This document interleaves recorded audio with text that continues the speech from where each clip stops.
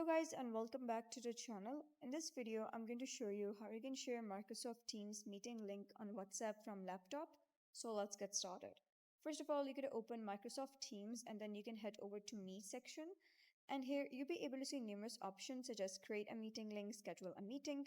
So if you schedule a meeting, then you'll have to go to calendar and select your time and date of when you wish to start that meeting. And let's say I have already created a meeting link. So I'm just going to click on share link over here and you'll be able to see copy it to clipboard. So you can go to the WhatsApp chat, paste the link and hit send.